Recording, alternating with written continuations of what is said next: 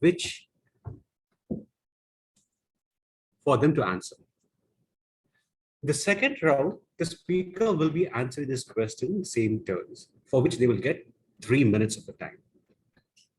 After this second round, the speakers may choose to rebut at any point on the opposition.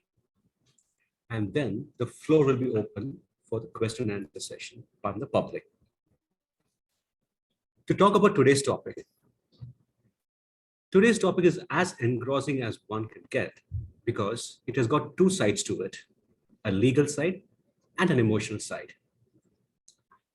In a country like India, which is unique and diversified across different languages, customs, culture, religion, it requires more sensitivity and tolerance to be all accommodating. It is perhaps this reason, and it's not a surprise when our ancestors professed Vasudeva Kutupaka. The different religions of this country have unique religious practices that are slightly different from the places they originated. Like for instance, churches here have Dvajastambha. So this makes it all the more challenging to understand them. The question that we ask today is, can religious practices of an individual be allowed to take precedence over uniform guidelines in a public institution? Public institution is defined as an entity that is established for the welfare of public and ensures justice. The role of these institutes is significant to ensure ideals like justice, equality, and social justice. To broach about our topic today, we can understand the topic better and we'll be able to get an answer to it if we split it to a few questions. One, what are religious practices? Is it fair to conclude that a particular practice, and to tag them as religious, if a certain period of time this has been followed by a certain sect of people of one particular religion? If so, was sati a Hindu religious practice?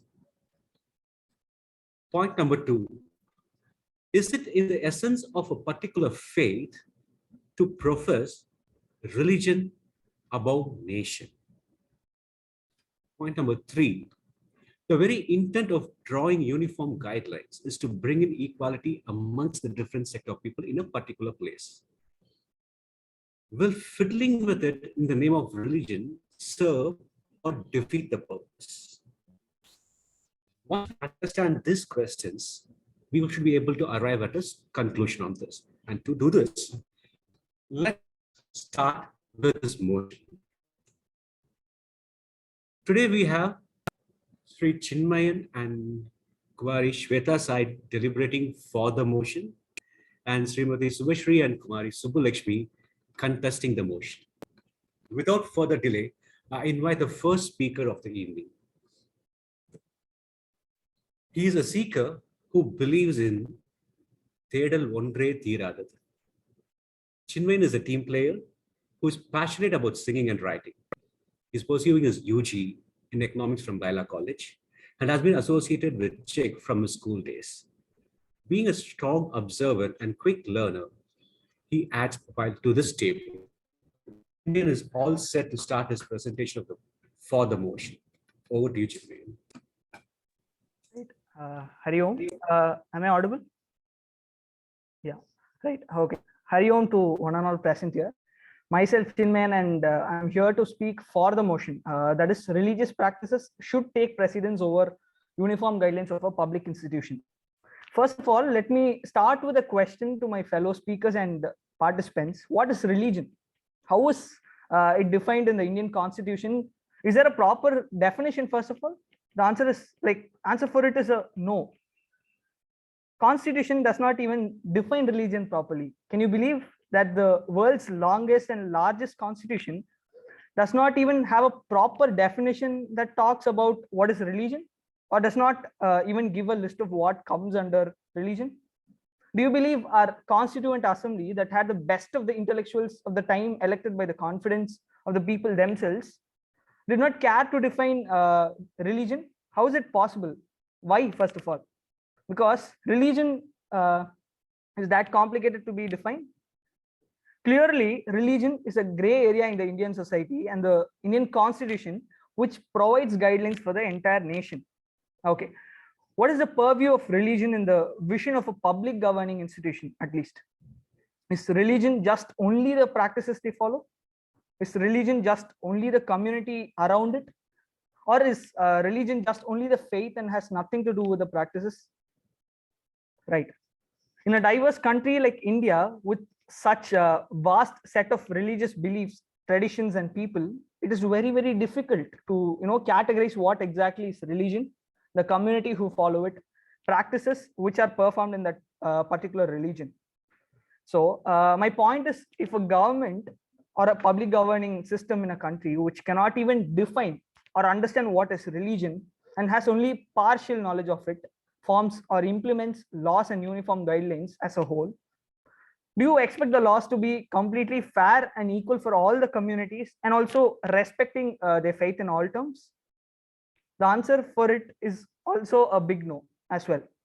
Again, religion is a very subjective truth and cannot be put into guidelines with such vast and diverse religious beliefs in a country like India. Next, I want to discuss on how important is religious practices for an individual and also for the entire religious community as well. Religion and religious practices are the primary and the only source through which an individual connects back to his or her beliefs, right? Without this, there is no identity of the individual and the community as a whole. Let me explain this with a personal example of mine to understand it better. I've been continuously now going to Sabrimala every year, and I'm a huge Ayyappa devotee also. So now visiting Sabrimala doesn't mean just going and having darshan, right? It also involves a lot of practices throughout the process.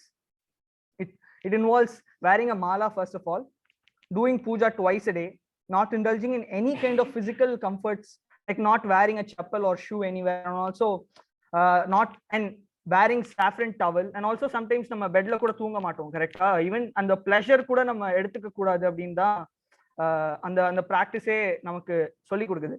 So this practicing this is a it involves a strong discipline for an individual's body, mind, and intellect, and this process continues for almost 40 days. 40 days on the discipline பண்றாங்க. So, and this religious practice is not only just a form of individual faith, correct, but also a community faith.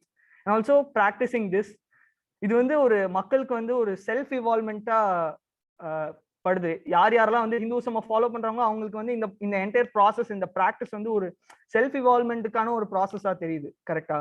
Now say I'm not allowed into my college because I've not conformed to the college uniform because நான் வந்து மாலை போட்டிருக்கிறதுனால, then it is completely disrespecting my individual discipline and faith that I've followed for the last 40 days, correct? Even on the longer term, this incident definitely is going to destroy my faith, and I won't be able to practice the same Ayyappa Vratham with the same conviction and bhakti I had earlier. The only thing I always would think of it is that guilt of not practicing correct and the 40 days வந்து என்னால அந்த பியூரா அந்த practice வந்து என்னால follow பண்ண முடியல, அந்த கில்ட்டே என்ன கண்டிப்பா அந்த அந்த பிராக்டிஸ் வந்து என்னால ஃபுல்லா வந்து என்னால பண்ணவே முடியாது ஆக்சுவலா. no matter what, at the end of the day it's just a mere idol residing in Sabrimala. But what makes it so like more beautiful and deep is that practice and that faith that we carry along, correct? If you take away that, then going to Sabrimala is no longer going to be the same way. And also, how many younger generation students do we see taking up Sabrimala Vratham, or at least visiting Sabrimala at least? Clearly they are not. அப்படியே இருந்தாலும் count ரொம்ப கம்மி ஆக்சுவலா attend பண்றவங்க, கரெக்டா? இல்லனா or some people have been forced by their parents to come. Why? Because they are so oriented in their school, which is definitely not going to promote the religious community on a whole, right? Same applies to all practices.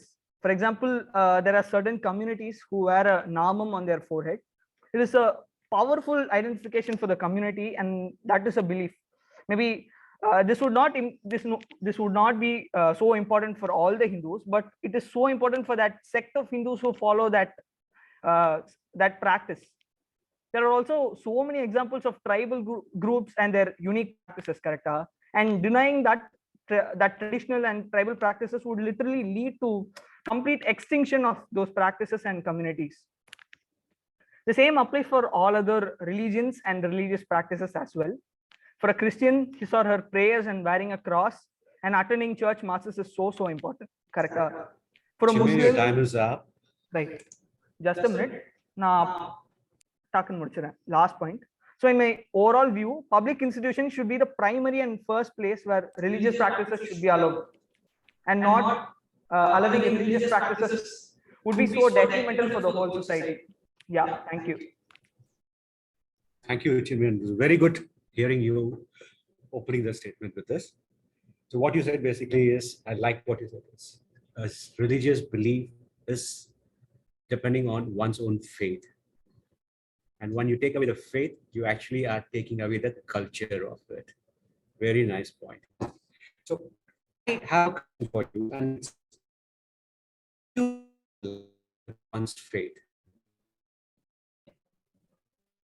Am I audible? I just had a lag here. Can you just repeat the question, please?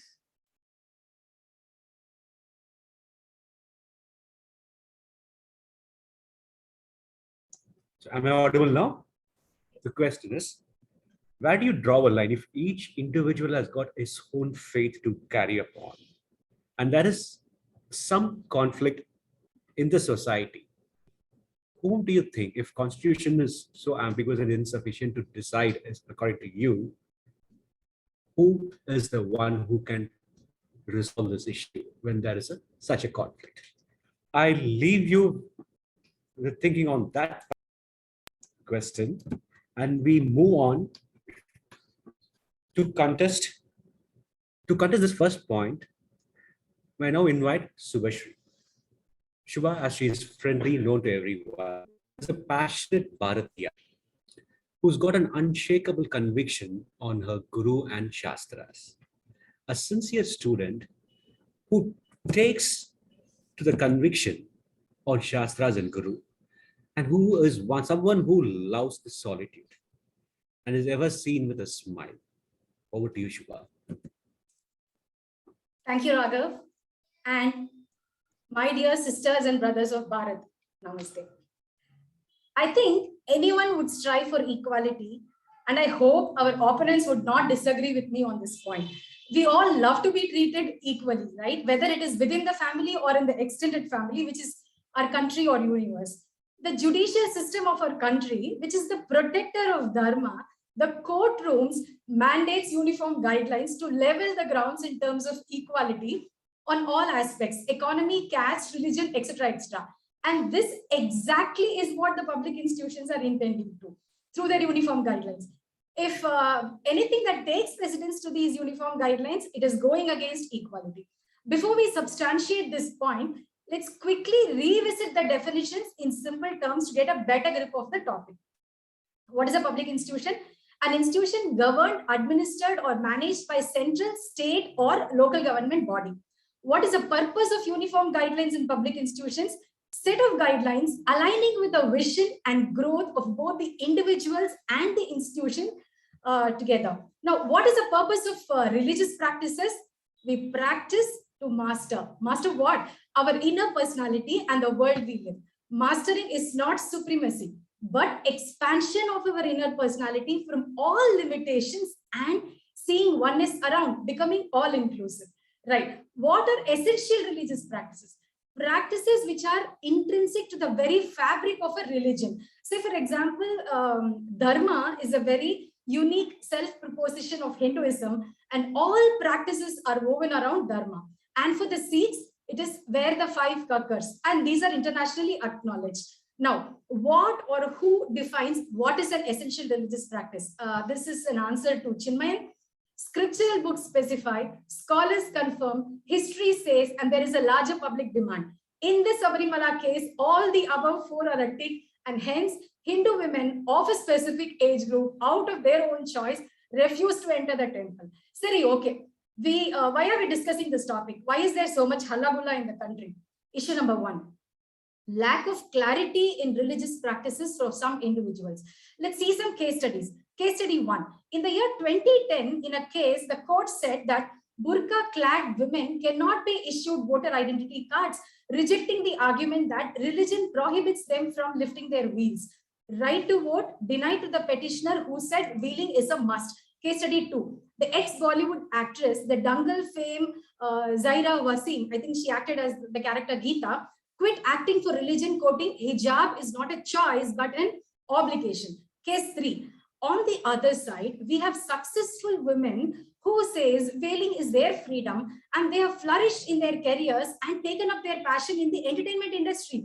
Right from olden days, Wahida Rehman, Shaira Banu to today's Tabu and Soha Ali Khan and more, they prioritize their careers. Case number 4, Aruza Parvez. All the Bharatins are proud of her today, right? Kashmiri girl who scored 499 out of 500 in the 12th grade with great conviction and clarity. She says veiling is an option. Poor girl, she was trolled by people of her own faith. Now, questions for us to think. If veiling is essential, then how Abrahamic women are taking up Hajj pilgrimage, which calls for passport and visa with face identification? 2. Can a true religious practice curtailing women or for that matter curtail anyone from progressing? 3. Because of this confusion and lack of clarity, large amount of women are refraining themselves in either giving up or taking up careers in sports, army, military, public politics, or even factory technical side.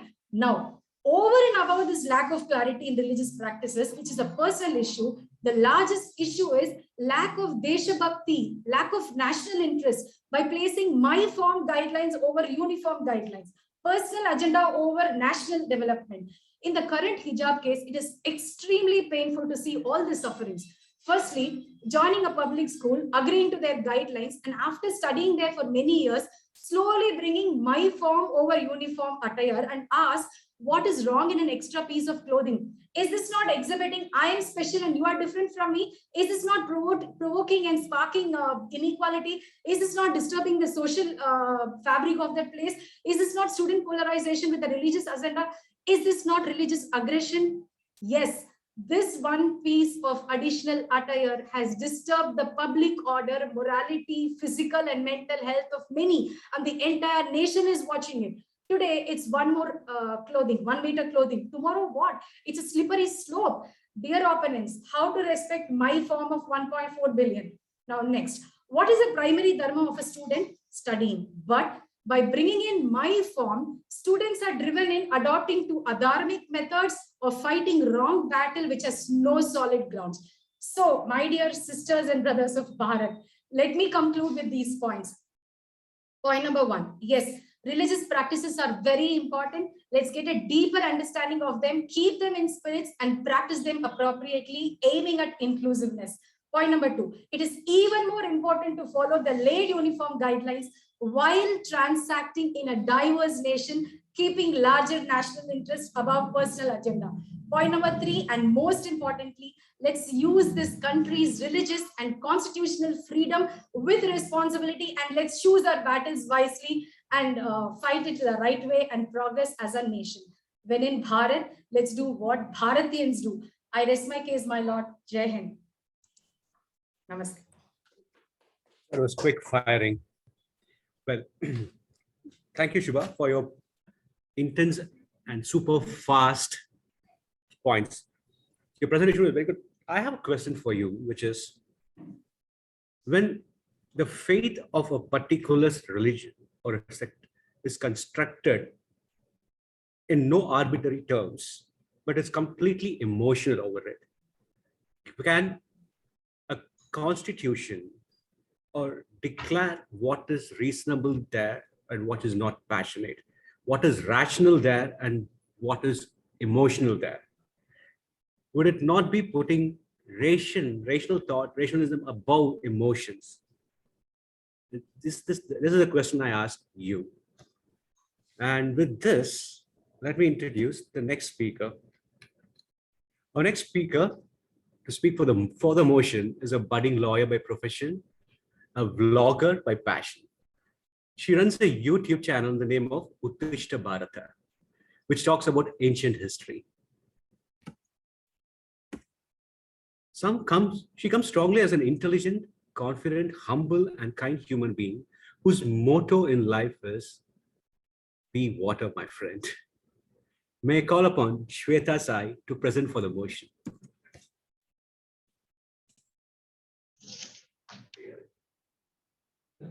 Can you hear me? Can you hear me? Okay, great. So, hi, Hariom, everyone. I will be speaking for the motion.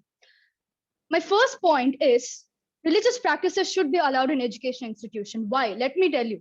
Shubhaka had defined what is public institution. Let me tell you what private institution is. Private institution is anywhere where is an institution where they can make their own guidelines and restrictions, and that will be taken as their rule.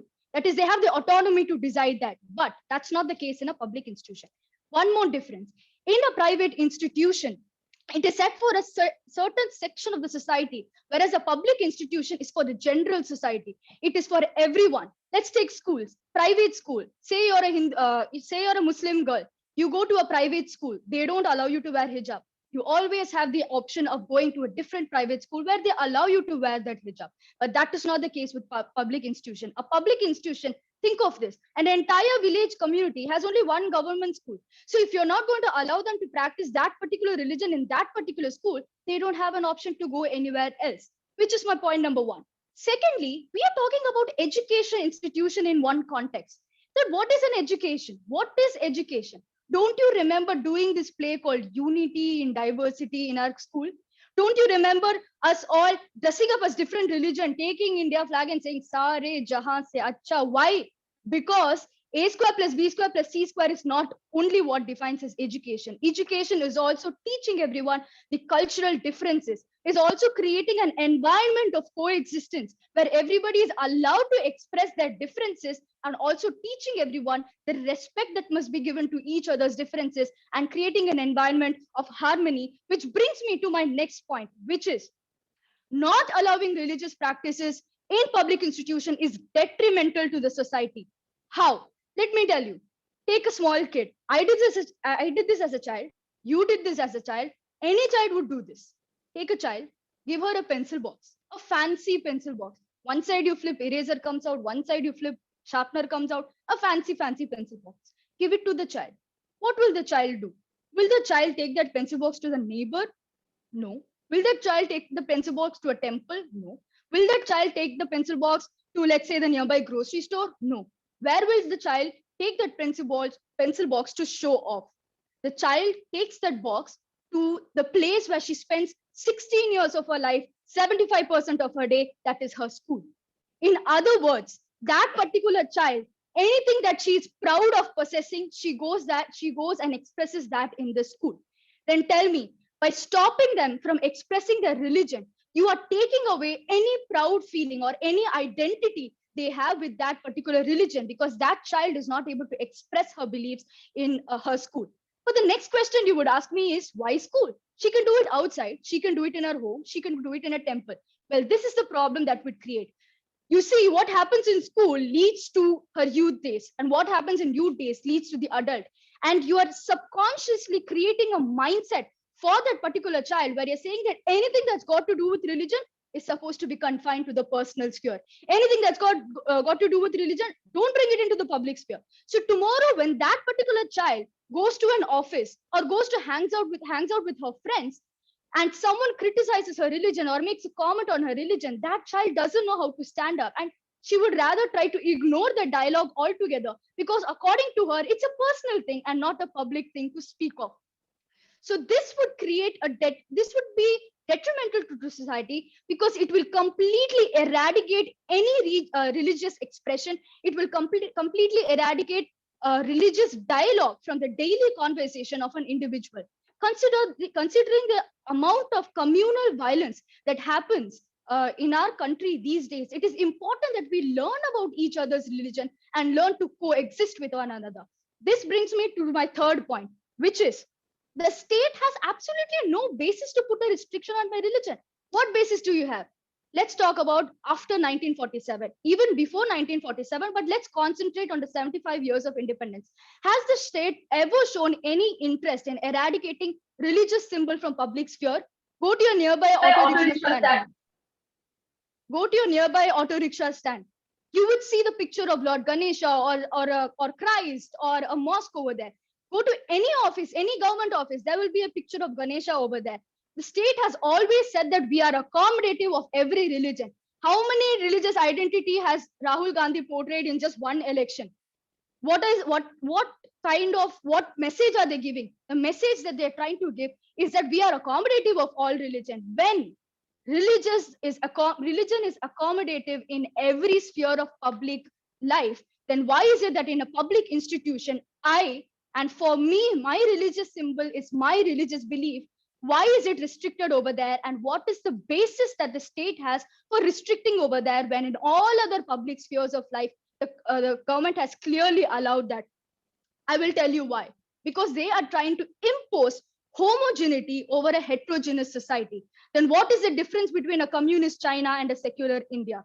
They are trying to impose uniformity over a country which is basically diverse. Then what is the difference between an autocratic society and a democratic society? There, I rest my point. I conclude by saying that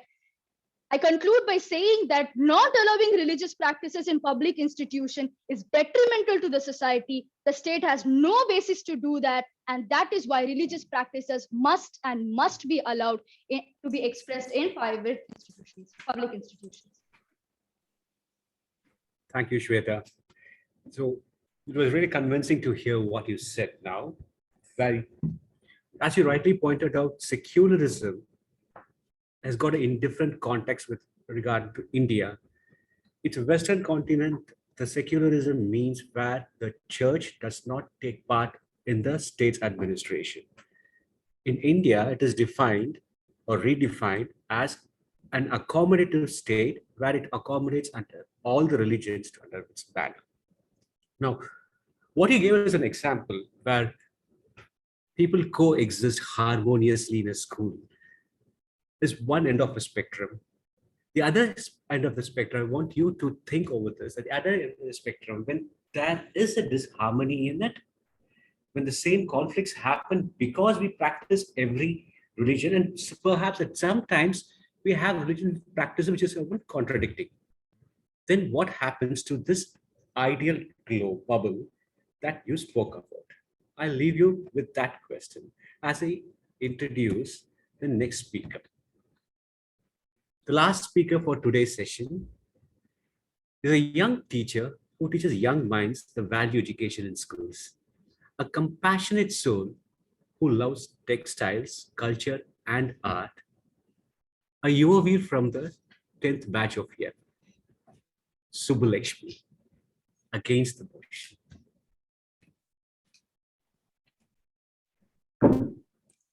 Hari Om, am I audible? Okay, thank you, Shweta. So I will be sharing my viewpoints as to why uniformity is very important. Okay, so the first point, a country's progress depends on the quality of its people. So each character builds, each and every character builds a nation. So a characterless nation irunda, there is no progress at all, right? So this character is built during the initial stages of life, that is during a school education time. So the duty, so if school or duty of a student is what is the basic dharma, the prime duty of a student is to study. And at such a place, a common uniform and a common identity reminds them continuously that that is their duty. And it is a common duty. So there should be no discrimination at such a place. And for a public institution on this certain rules, it is also our duty, it is also the student's duty to abide by it.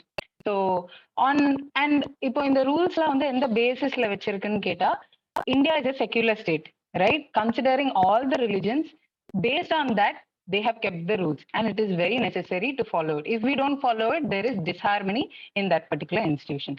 And education is a place to build leaders for tomorrow. So no discrimination is allowed in such a place. So that is why uniform is very important. My first point. Second point, it is a place where sense of belonging ரொம்ப முக்கியம். So அந்த sense of belonging and a sense of acceptance and sense of inclusion. So அந்த ஒரு small scale they will associate with the school. Only then they would be able to associate with the wider community as well. இப்போ wider community na should I associate myself with religion or nation கேட்டா the first priority is our nation. Is it okay to prioritize religion over nation? I will give you an example. If a person joins army, okay, and if the opponent if the enemy is of the same religion and he is prioritizing religion over nation, then what happens? The country itself is at risk, right? So inga vande uniformity promotes a common goal, and that is why uniformity is more important than religion as such. My third point is promoting equality. So how does it promote equality? According to United Nations, there are sustainability development goals.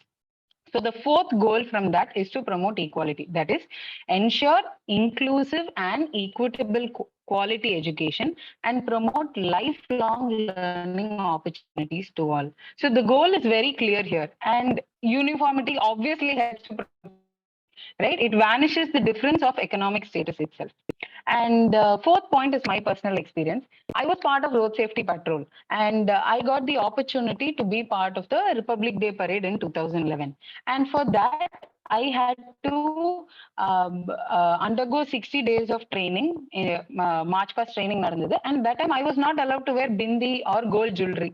அங்க வந்து நான் வந்து இல்ல எனக்கு இதுதான் என்னோட religion, இதுதான் என்னோட ஐடென்டிட்டி அப்படின்னு போயிருந்தா I would have lost the opportunity itself, right? So ஒரு religious practice should not we should not lose out an opportunity because of one particular because of our religion.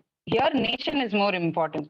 And the recent issue which had happened is ஒரு public institution ஒரு public institutionல ஒரு issue நடந்திருக்கு. இந்த issue வந்து வேற எந்த public இன்ஸ்டிடியூஷன்ல எல்லாம் நடந்திருக்கு? Has it happened in defense? Has it happened in police department? Has it happened in a courtroom? No. Why is it happening only in school? Was it an easy target for them?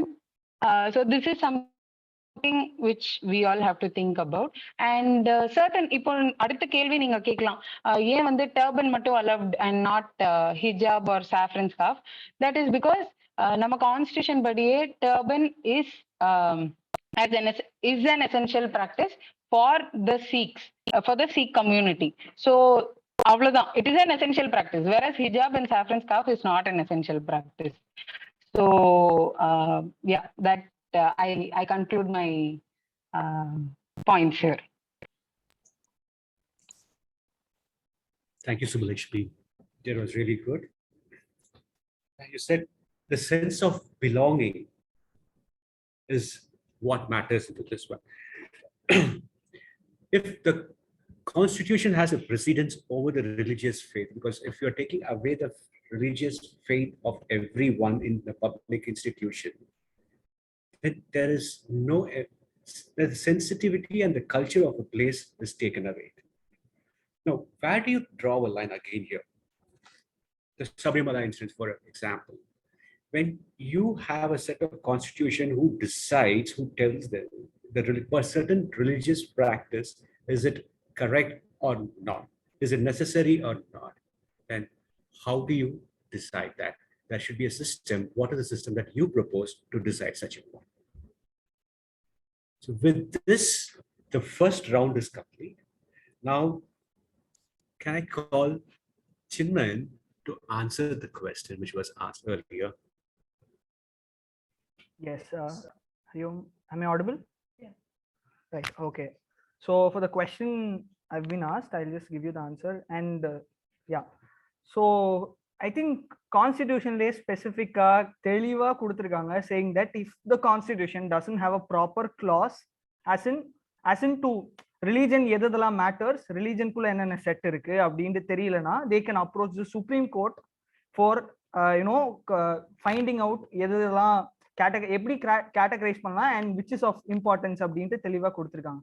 So I think even for example in the Sabrimala case, when the constitution doesn't have proper explanations for a set of questions, it again went for the Supreme Court's decision, correct?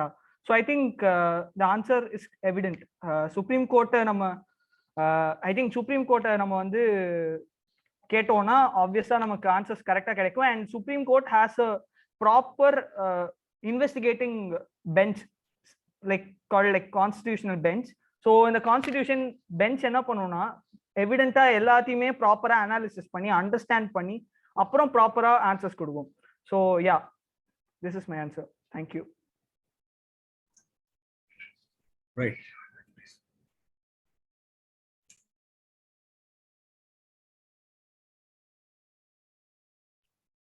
Thank you. I don't have any questions for now. I'll just ask it later.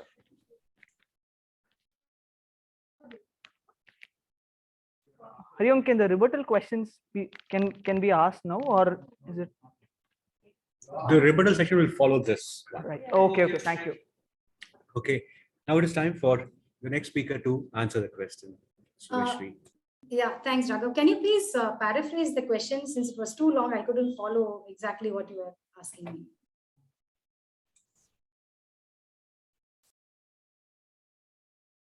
Raghav, can you hear me?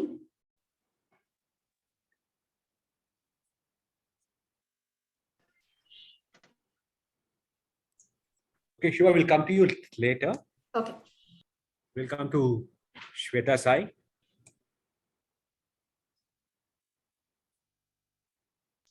Okay, so my question was, while I was talking about creating harmony, creating coexistence, my question was, it can also create a difference. It can also create a divide.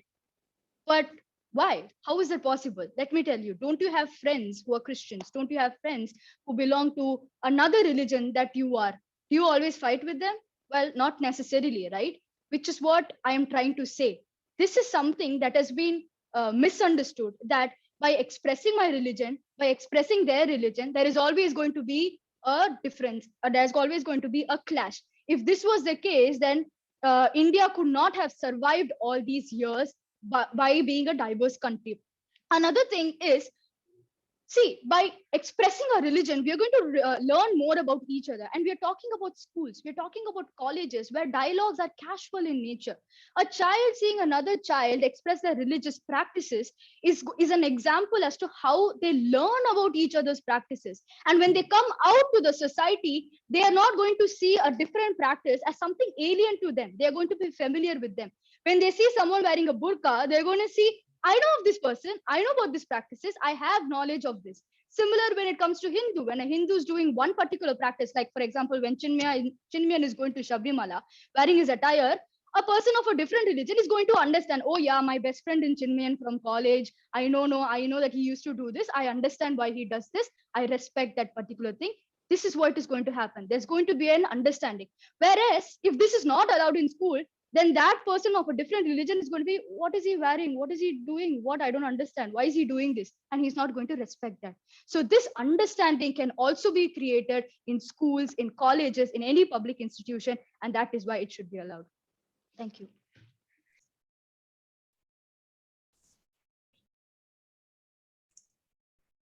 Right.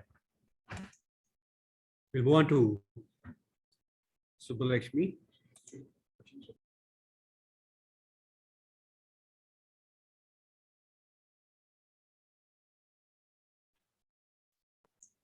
Okay. Subbalakshmi.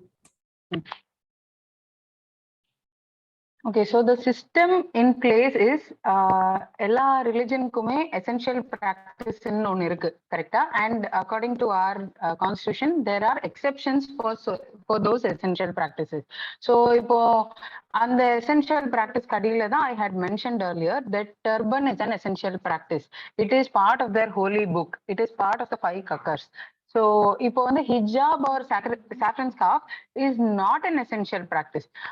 As it is not prescribed, it doesn't mean இப்போ நான் வந்து saffron scarf போடலைன்னா it doesn't mean I'm not a Hindu, right? So it is not an essential practice, whereas turban is an essential practice.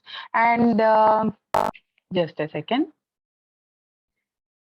And it is not mandatory in scriptures. I mean, with respect to Sabrimala case, it is essential part of the faith, right? So, அந்த இடத்துல வந்து it is still not it's still not constituted as an essential practice. So if it comes under essential practice, it can be included. It can be an exception for each religion. So yes, thank you. Okay.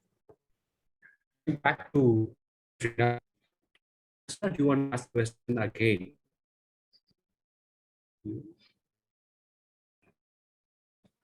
Subhashri, can you hear us? Yeah. We can hear you now. I can hear you now. So, talking the person that There's a lag in the audio. Is it only to me or? I think it's clear here. Okay. Fine. The question is, you said there is an opportunity, There's a heavy lag in the audio for me.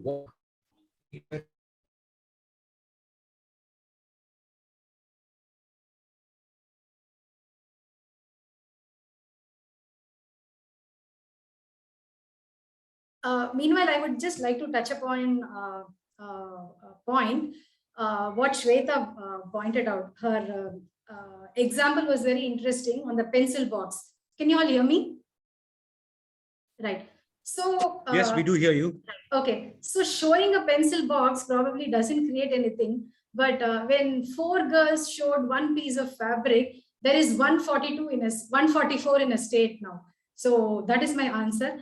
And I think my conclusion, what I gave after I finished everything, answers a lot of the points that they were bringing out. We do agree that religious practices are important, but since we are living in a very, very diverse nation, which is accommodating multiple religion, multiple culture, it is very, very difficult to run a country without certain guidelines in place. Yes, there is a lot of freedom. I don't think, like what Shweta mentioned, there is a restriction in practicing religion.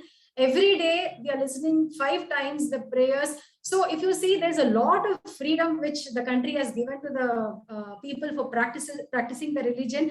Just that a little deeper understanding of the religious practices and getting them in spirits and then keeping the practice would help. One thing I think we shouldn't forget, this country has a long history. If we don't learn from the history, and if you're going to just behave the way of my form, there's going to be a lot of issue that the country would face. So based on all this, we have certain guidelines in place, and to keep the discipline, equality and harmony, I think it's very, very important for us to practice them or follow them. So that's from my side. Raghav, did this answer your question as well? Yes, it did to an extent. Okay. Thank you for that. And now that we are done with the question session, we'll go to the next round, which will be the rebuttal session. Let's start with, can I choose any order, random? Who wants to rebut? Shweta? Okay. So I have some rebuttals for Shivaka, her points. So she had said that wheeling is an option. And you can't say that, wheeling should be done. It is their choice. It is not like wheeling is mandatory. I completely agree with that. But the only thing I'm saying is you are not giving them that choice. You allow the particular religious practices. Whether they want to practice it or not is their choice. But what you're saying is, if you don't want to practice this, then there's no problem here. But if they want to practice this, they want to express that belief, then you're not giving them that choice. Wheeling is not mandatory, true, but you're not giving them that option at all. It is not mandatory, it is an option. But where are you giving that option? Point number 1. Point number 2, and this is a very important point, is the essential practices test. The essential practices test is a legal doctrine that was construed by the Supreme Court. It's not there in the Constitution. In order to interpret the Constitution, the Supreme Court came up with this essential practices test. And my argument is that essential practices test is fundamentally flawed, especially when it comes to the context of India. How are you going to decide? First of all, secularism. Raghavanna in the beginning of this particular program, he had said it is a separation of state and religion. If the state and religion is separated, then who are you to decide what is essential to my religion? I will decide what is essential to my religion. How will you decide? Or maybe there is nothing as essential to my religion. Let's take, for example, what I'm trying to say is putting I'm restrictions sorry, on. Shweta, to interfere. What I said was just the opposite. I was defining that is how the secularism is defined in the Western continent. Right. In Indian perspective, it is having a totally different dimension altogether. Exactly. And it says where secularism is all accommodative. Exactly. So that is exactly my second point. What I'm trying to say is this does not apply to Indian context. Agreed. But why? You see, putting restrictions, that is saying this practices you can follow, this practices you can't follow, is completely going to wither away certain religion. And I will give you an example why. Essential practices test is this. First, let's get clarity. You take a religion, you take a practice. If you take the practice out of the religion and nothing remains, that practice is essential to that religion. Okay, this is what essential practices test means. How does this apply to my religion, which is Hinduism? The court will simply say, Durga Pujo, which is celebrated in West Bengal, is not celebrated by the Hindus of Kerala. Durga Puja is not essential to your religion, ban Durga Puja. They will say in Maharashtra, the Dahi Handi, which is celebrated during the Krishna Jayanti festival, is not celebrated by the Hindus of Tamil Nadu. Then that is not an essential practice, ban that practice. They will say Pongal. They will say Pongal. I'm hearing it. Shweta, I think the time is up here. Just last point. They will say Pongal, which is celebrated in Tamil Nadu, is not celebrated in Jammu and Kashmir, and thus not an essential practice. So my basic point, and I conclude, is that in a country where everything is regionally different, the court has not reached that place. They're still in their colonial hangover. They're still in a Western view where they are not concerned to understand the tradition of India. And so they cannot bring in this essential practices test right now. They're simply not equipped well enough at this point of time to bring that up. Okay, so you have 3 questions for me, right? For the third question of yours, I would like to ask you, what is the solution that you are suggesting here? If you don't want to follow the court guidelines, you don't want to follow what is already laid for us, what do you think we should do in practicing our religion, especially when there is a multi-religion existing in this country, multi-religious or multicultural thing existing in this country? Yeah, I'm saying allow religious practices in all public institutions, which is my basic. Exactly. Now that is what people are seeing, right? When it is allowed, how people are taking their freedom or misunderstanding the freedom. Firstly, there is no clarity in the religious practices amongst people. Firstly, though they don't understand the spirit of religious practices, everything is very shallow. So the points that you all are putting is a very, very ideal case, which we also want to reach there. But till we understand certain things, till we come to a conclusion that A, B, C, D, there should be certain guidelines so that there is a discipline in the country. இல்லைன்னா டிசிப்ளினே இல்லாம போயிடுமே. இப்போ எல்லாருக்கும் பயங்கர confusion religious பிராக்டிசஸ்னா என்ன, எங்க எதை பண்ணணும், எங்க எதை பண்ணக்கூடாதுன்னு. அப்படி இருக்கும்போது இந்த ஃபுல் கண்ட்ரியில எல்லா இடத்துலயும் ரெஸ்ட்ரிக்ஷன் இல்லையே. Only in the public sector there is a restriction. ஏன்னா அங்க வந்து அந்த ரெஸ்ட்ரிக்ஷன்ஸ் போடலைன்னா, like how Subbu pointed out, military இருக்கட்டும் இல்ல போலீஸா இருக்கட்டும், where do you draw a line? It's a complete slippery slope. Do you understand what I'm saying? Okay, and thanks, wheeling, sorry. Is there something you want to add? No, her first question, I think the religion says wheeling is not an option, that we are not giving. No, I just quoted certain examples of people, how they are flourishing in the entertainment industry. Right. And this is not a place like where, there are countries where they had strict rules of wearing or not wearing. Inga option kuduthirkom. சில இடத்துல போட்டுக்க கூடாது. ஏன்னா அங்க again I'm going back to the answer of my first point. When you open up certain things in a public sector, it's very difficult to draw a line. And the point that you all are placing is very, very ideal, which everybody wants to reach there. But அங்க போற வரைக்கும் harmony இருக்கணுமே. World War வரக்கூடாதே இந்தியானால. Do you get what I'm saying? We hear you, Shubha. Thanks. That was really fierce between the two of you. Really liked it. Does anyone else has a point to rebut? I have a point to rebut. So so Subbulakshmi இங்க இருக்கவங்க வந்து சொன்னாங்க இந்த மாதிரி religion and nation வந்து தனித்தனி and nation above self வந்து ஸ்கூல்ல சொல்லி கொடுக்கணும் அப்படின்ற மாதிரி சொல்லிட்டு இருந்தாங்க. யாருக்கிட்ட இங்க டிஸ்கிரிமினேஷன் வருது? எனக்கு அந்த டவுட் இருக்கு. யாருக்கிட்ட டிஸ்கிரிமினேஷன் வருது? குழந்தைங்க கிட்ட டிஸ்கிரிமினேஷன் வருதா? நான் ஸ்கூல்ல என்னோட ஸ்கூல்ல எனக்கு ஒரு கிறிஸ்டியன் ஃப்ரெண்டும் இருந்தா, எனக்கு ஒரு முஸ்லீம் ஃப்ரெண்டும் இருக்கான். அதே ஸ்கூல்ல நமாஸும் பண்ற முஸ்லீம் ஃப்ரெண்டும் இருக்கான். அதே ஸ்கூல்ல கிராஸ் போட்டுக்கிற கிறிஸ்டியனும் இருக்கான். இந்த டிஸ்கிரிமினேஷன் வந்து பசங்க கிட்ட வரல. Discrimination is like outside school and அந்த பப்ளிக் இன்ஸ்டிடியூஷன்ல இருந்து இந்த டிஸ்கிரிமினேஷன் வருது. கரெக்டா? குழந்தைங்களுக்கு ஒண்ணுமே தெரியாது. அல்டிமேட்லி அவங்களுக்கு என்ன A+B+C சொல்லி கொடுத்தானா அவங்க கத்துட்டு போயிட்டே இருக்க போறாங்க. அண்ட் அல்டிமேட்லி அவங்களுக்கு செக்யூலரிசமும் தெரியும், ரிலீஜனை எப்படி வந்து ப்ராப்பரா ஃபாலோ பண்ணணும்னு தெரியும். அண்ட் ரிலீஜன் எப்பயுமே வந்து ரிலீஜன் வந்து எதுவுமே டிஃபைன் பண்ணி தனித்தனி அந்த மாதிரிலாம் சொல்லலை. எதுவுமே வந்து டிஃபரன்ஷியேட் பண்ணல. ரிலீஜன் எப்பயுமே வந்து எல்லாத்துக்குமே டிஸ்டிங்ஷனும் கொடுக்குது, அதே சமயத்துல இம்பார்ட்டன்ஸும் கொடுக்குது. அந்த இம்பார்ட்டன்ஸை பாக்குறவங்க இம்பார்ட்டன்ஸை பாக்குறாங்க, டிஸ்டிங்ஷன் பாக்குறவங்க ஆப்வியஸா பாலிடிக்ஸ் பண்ணிட்டே இருக்காங்க. யா ஸோ சின்மே நான் இதுக்கு if I can interpret here, நீ சொல்ற பாயிண்ட் கரெக்ட் தான். குழந்தைங்களுக்கு யாருமே ப்ராக்டிஸ் பண்றது கிடையாது. அட் த சேம் டைம் வெளியில இருந்தா யாராவது சொல்றாங்கன்னு, அது வெளியில இருந்து சொல்றவங்க குழந்தை மூலமா சொல்றது ஜாஸ்தி இருக்கு. அந்த குழந்தை மூலமா சொல்லும் போது ஒருத்தர் ஒரு பர்டிகுலர் ஒரு இது சொல்லும் போது, வெர்ஷன் சொல்லும் போது அதை ரெபியூட் பண்றதுக்கு இன்னொரு நாலேஜ் இருந்தா தான் அதை பண்ண முடியும். அது அதனால though it is happening from an external agency, it is all getting operated only through the students in the same class. Yes or no? Yeah, carry on. Okay, so my point was that that is true, but that is only because so far you have restricted them for properly expressing their own selves. For example, a child is going to school. They have been taught, for example, a child is going to school. They have been taught a certain things to express in their school. But if the child has already viewed other religion, then the child is just going to have some kind of friction in their mind that says that, wait, this is what I have been taught, but my friend is not like this.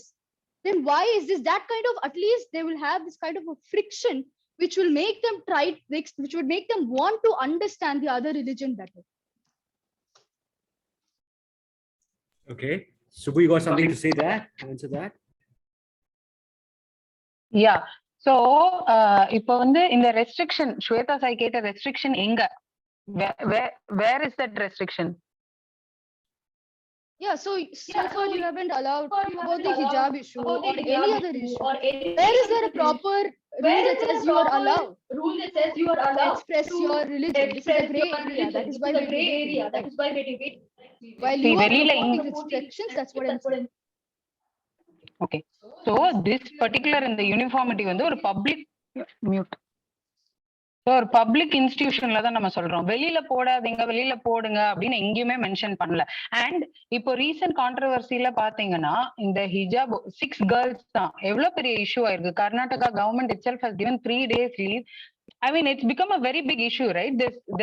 It has caused a lot of disharmony, right? So how can you say that essential practice is flawed itself? Yeah, so what I'm saying is exactly what you're saying. So what I'm saying is that the entire hijab issue happened because you created that restriction. You're saying the hijab issue blew up so much. Yes, it blew up so much because you didn't allow them. If you had allowed them, then there's no issue. Can I button? Secondly, For this point? essential... Yes. Can we close this point first? Because when there are too many points, we forget the first point. Yeah, go ahead, Shubha. Yeah. So in the hijab issue, if they had actually joined a different school, that's not the point. The point here is ஒரு ஸ்கூல்ல ரொம்ப வருஷமா படிச்சிட்டு இருக்காங்க and உள்ள வரும்பொழுது அவங்க guidelines accept பண்ணி வந்திருக்காங்க. நடுவுல அந்த குழந்தைங்க wanted to bring in, and again like how just Raghav mentioned, it is not by the child. There is a lot of agenda behind the whole thing. And இதெல்லாம் வந்து யூனிஃபார்ம் கைட்லைன்ஸ் போட்டு தடுக்கலைன்னா all these people with their personal agendas will start ruling the whole country. We can't just give the country to people like this unless there are certain guidelines or discipline that needs to be followed. வீட்டுக்குள்ளேயே நம்ம 4-5 restriction வச்சிருக்கோம், செருப்பை வெளில ஊத்திட்டு தான் உள்ள வரணும்னு. We heard you, Shubha. Sorry. I think we'll have we heard you. We understand you. Now, if anyone if there's no more rebuttal round, we can ask the question. Subbalakshmi, you want to say something? Yeah. So, in a country, am I audible? Yeah. Am I audible? Yeah. Okay. So, in a country, the majority's practice and symbols are allowed in public places. So, if detrimental to the majority, then the minorities' certain practices also need to be banned. So, it is happening in Saudi and Iran and other Muslim countries as well. In a country like India, which has majority Hindus, so that being ancient and global friendly, it has also mothered few religions, right? Isn't Hindu dharmic practice? I mean, shouldn't Hindu dharmic practices be allowed everywhere? Yeah, they should.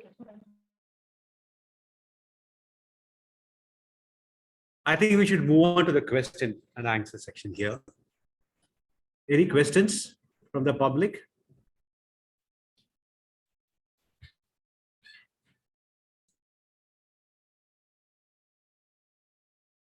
I have one. Am I audible? Yes, you're audible. Yes. Okay. If we say every child should be exposed to a certain religion, then only they will be able to accept. Again, it's an idealistic society, but then there will always be those some people who might not just poke or ask questions, but also completely refute, saying that you should not do this. Irrespective of whether it's okay or it's not, there are always some kind of people who will not like a certain thing and which they will revolt against. Under those circumstances, what can we do? So my point was that in answer to your question, that is what is a small role of the education institution as well. It is not just that they are going to look at each other doing the religious practice and refute or refrain or hate or like a particular practice. It is also the role, which is what my first point was, that is the education institution must also try to make them understand that, see, these are the different cultures, these are the principles of these cultures, these are the practices. You don't have to practice what they're practicing, but you should respect what they're practicing. So who comes in this kind of a situation is where what I'm trying to say is the education institution. Again, my example of the play that we did, such as unity in diversity, or even in a textbooks we've read about all this. So I hope that answered your question.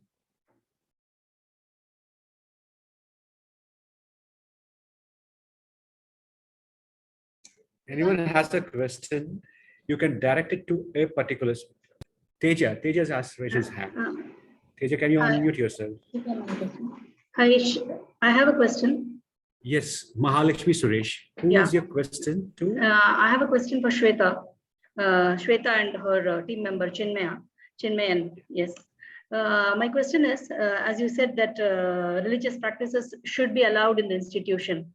Suppose an Adivasi, maybe it's a very this question, but suppose an Adivasi is joining the institution. His dress code, as per his religion, when he prays to God and everything, is wearing only leaves and coming to the school. So wearing top with the leaves and bottom with the leaves. So is he allowed because he is following his religious practice and disturbing the whole atmosphere of the school by wearing such a dress? Is it possible that we can wear such a dress and come to the school? Because school has set a certain guidelines. So definitely the school will not allow. But he's saying, no, I have my set religious practice to be followed. So I will follow it everywhere. So I will wear the leaves and come. Is it okay? Well, so it basically depends on the belief of that person, right? So they might have a practice which says that during worship or while they're in that particular society, they have, or while they're in that community, that they have to do it. But when they come to a public institution, they might not want to do that. They themselves might want to do that, not because a uniform restriction is being put on them, or because by their own belief, they might not want to do that. So in that particular case, it answers the question that, I hope I answered that question. Chinmayan, do you have anything to say for this? Exactly, but my question is still there. Yes, but you said that you have to allow freely. It is a person's choice, you said in your thing. So this person's choice is to wear that and come. So what do you think? So don't you think he will disturb the complete, he will not, there will be no balance, and we are not following the rules of the school, and I feel. Point taken, but just for that one Adivasi community, it doesn't make sense to restrict all other religion. What can be done, in other words, is you can call that particular person and teach him that you see, this is not really necessary in this particular school. And you see, you're talking about wearing leaves to school, and anybody could talk to them saying that you can wear any dress that you want, maybe not leaves, but you can wear any dress that you want. You don't have to put a guideline, a restriction on saying nobody should do the religious practices because a tribal is coming wearing leaves to that particular. Perfect, perfect. Yes, yes. This is what was done to the 4 girls in the hijab. We are trying to explain to them that it is not required. This is, you have to follow the set guidelines. That is what the state girls. Which can be done. Yes, can be done. I'm not exactly. opposing that. Yeah. I'm not opposing that. I'm only saying you don't bring a uniform guideline. Don't restrict Thank you. all. Thank you, Mahalakshmi. That was a Thank good you. question. And Thank you. Shweta, thanks, Shweta, for answering. Anyone? I see Teja raising his hand. Teja, can you unmute yourself, please? Yeah, am I audible? Yes, you are. Thank you. So the side for the motion was suggesting that if we bring in uniform guidelines, it will be detrimental to the society.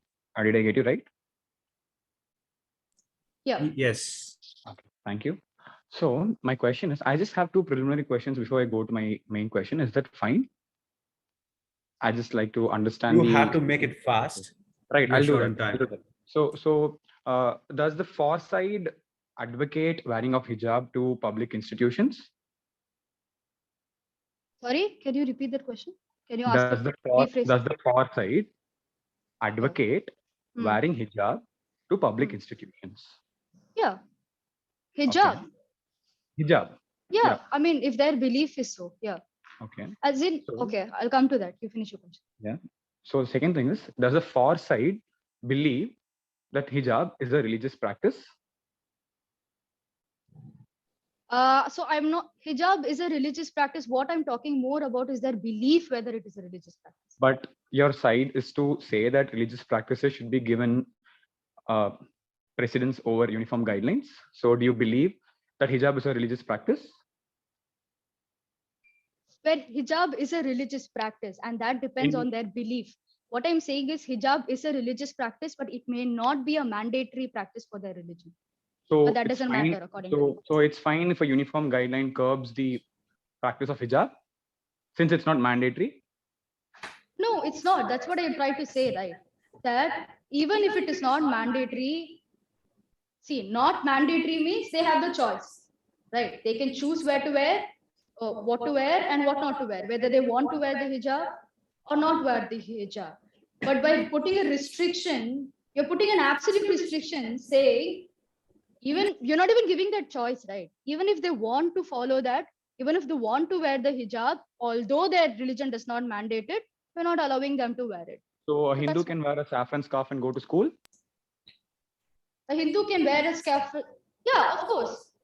If that is what his particular belief is. So just letting you know that this very practice of wearing saffron scarf and hijab has actually detrimental to the society. It has created disharmony at this point of time. Apart from the institution imposing guidelines, it is the stakeholders of the parties who have imposed their religious identities on students, due to which that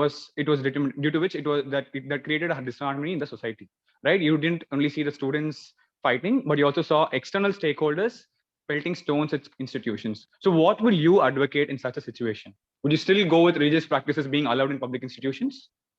Yes, I think it all started because the restriction was imposed. Why, if there was no restriction to begin with, if the hijab was allowed to begin with, then there's, see what you're talking about, the opposite brigade that came up during the hijab issue, right?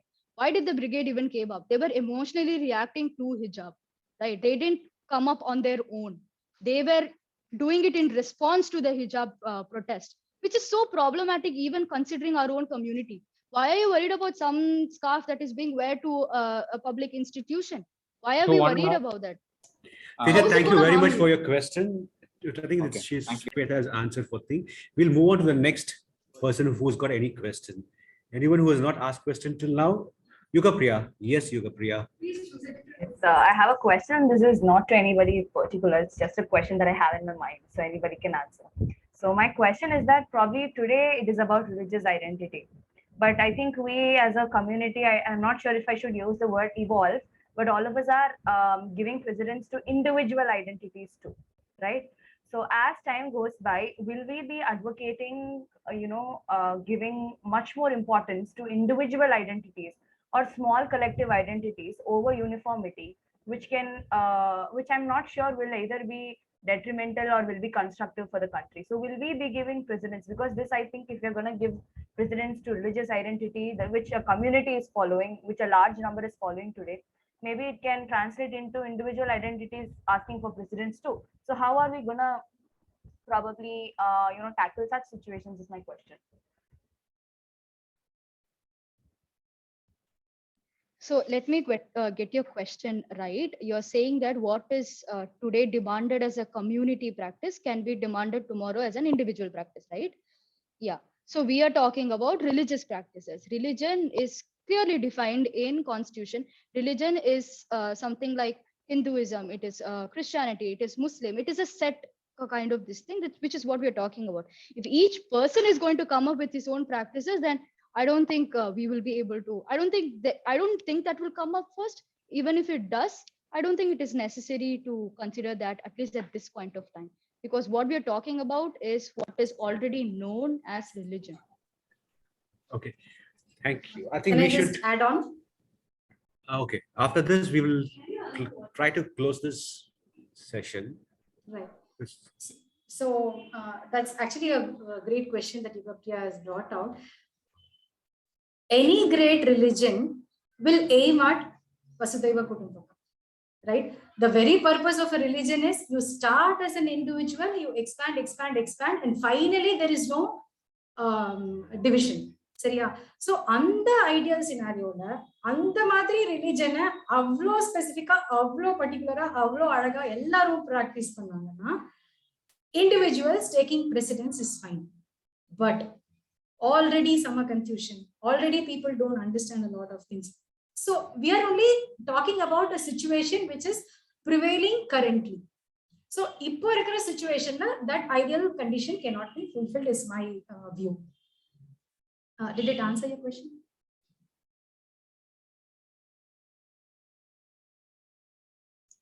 Okay, I think we are done with the questions. We should move on. I think it's time where we have to move on with judgment. So it was all said and done, it was really a fearsome and interesting session. Am I on mute? Yes, yes. Okay. You heard me right. So it was really a wonderful session. And like any other thing, it becomes that much more challenging for any moderator to decide what it is when two teams fight equally ferocious. At the start of it, I had asked 3 questions. Let me again come to that 3 questions. What is an essential practice of a religion? The Supreme Court has held that essential part of religion refers to core beliefs upon which a religion is founded. The particular thing which it is taken out of a particular religion, if the religion is lost, has to lose its stand, that is called as an essential religion, essential practice. When I asked the question, I also asked, was sati an essential Hindu religion practice? Sati was never an essential practice of Hindu religion. The 3 wives of Dasharatha never practiced that. While Madri chose to practice, Kunti did not. This was a practice followed majorly in the north and northeastern part of it during the invasion time to this. Likewise, carrying kirpan by a Sikh or wearing it is also an essential practice because the Constitution recognizes it, as Sweta pointed out. Article 25 rightly observes this and says the wearing and carrying of a kirpan shall be deemed to be included in the profession of the Sikh religion. That answers my first question. Second, is it religion over nation or nation over religion? Because you cannot, that will be a time where they can exist in the same plane, but more often than not, one takes its precedence. According to Constitution, Article 51A, which describes the fundamental duties of a citizenship, it says, and I quote here, subsection C of that, it shall be the duty of every citizen of India to uphold and protect the sovereignty, unity, and the integrity of India. Read together with E, to promote harmony and the spirit of common brotherhood amongst all the people of India, transcending religious, linguistic, and regional or sectional diversities, to renounce practices derogatory to the dignity of women. So the Constitution also says it is a fundamental duty of a citizen to place nation over religion. In Hinduism, it has always been coexistence. We also talk about Desiyam and also Desam. Now, the third point is, at the time when an individual chooses to join a public office, public institution, it is his responsibility to be aware of what are the guidelines prescribed in it.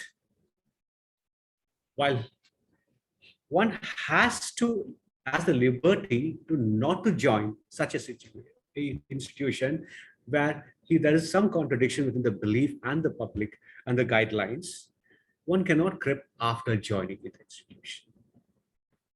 With this, it concludes what we had this motion. Thank you very much for being a very good team exercise and also a very good audience. Thank you very much. Thank you.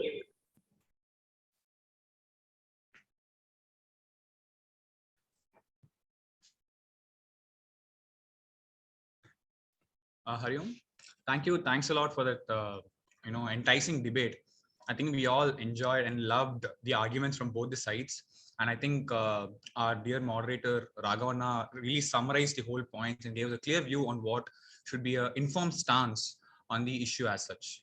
So if you like such conversations, if you would like to be a part of such conversations in the future as well, we welcome you with both our hands into the town hall community. To be a part, if you want to be a part of this town hall community, you can click on the link which we've just posted in the chat box, and you can fill out your details, and we'll be soon adding you to a WhatsApp group where we can further have such discussions. And what are the kind of discussions which we'll be having? We'll be having discussions from a wide range of topics that include science and technology, religion, politics, literature, history, and whatnot, right? Issues that concern us even today. Issues that bug our minds and issues that divide nations even today. So I thank you all for staying back till the end of this program. And if you'd like to be a part of this town hall community and attend even future events, you can please access the link and fill in your details in the Google form. Thank you. Thanks a lot. And you can leave the meet now. We'll end it with a closing prayer. Om Purnamada Purnamidam Purnat Purnamudachyate Purnasya Purnamadaya Purnameva Vasishyate. Om Shanti Shanti Shanti Hari Om Shri Gurubhyo Namaha Hari Om. Hari Om, and thank you all for joining. Thank you.